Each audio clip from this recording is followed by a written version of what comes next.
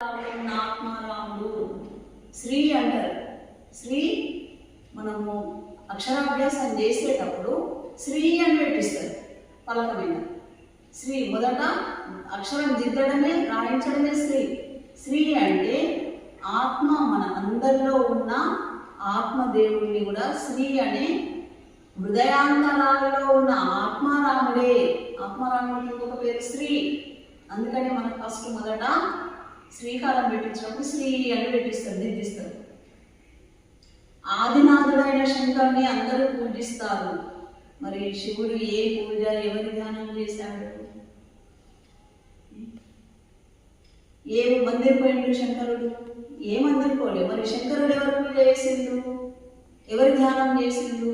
కృష్ణుడు ఏ పూజ, ఎవరి ధ్యానం చేశారు?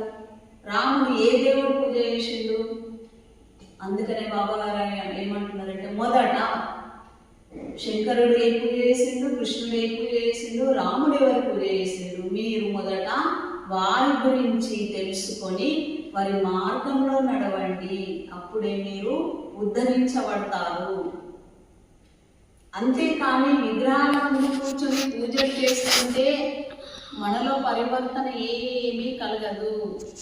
ఎన్ని రోజులు పూజ చేసినా మనలో, అలాగే ఈ పూజల ద్వారా కూడా మనలో జ్ఞానము ఉదయించదు, మనలో అంతఃకరణ శుద్ధి కాదు. నువ్వు ఎప్పుడైతే ధ్యాన సాధన చేస్తావో అప్పుడే మన లోపల పరివర్తన కలిగి మన జ్ఞానం మన లోపల ఉదయిస్తుంది, సంతు మహాత్ముల గ్రంథాలు చదివి వాస్తవాలను తెలుసుకోవాలి. ఏ గ్రంథాలు చదవాలి? సద్గ్రంథాలు.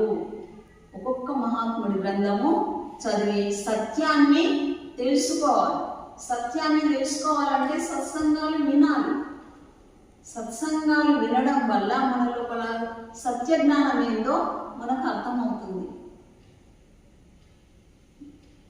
బాబా గారి ఉపదేశం జగంలో నిద్ర నుండి మేల్కొల్పి అంధకారం తొలగించి వెలుగులోకి తీసుకురావడమే. బాబా గారు ఎవరికి ఉపదేశిస్తున్నారు? మన లోపల అజ్ఞాన అంధకారాన్ని దూరం చేయాలి. నా జ్ఞానం విని వాళ్ళు జ్ఞాన మార్గం వైపు నడవాలి. ఏ గ్రంథంలోనే దేవుడు చూశారు కానీ ఆకారంలో ఉన్నాడని ఎవ్వరూ చెప్పరు. ఏ గ్రంథంలోనైనా భగవద్గీతలో, పురాణాలలో, వేదాలలో వాళ్ళందరూ ఆత్మ గురించే చెప్పారు, ఆత్మజ్ఞానం గురించే బోధించారు, ధ్యానం చేయమని చెప్పారు.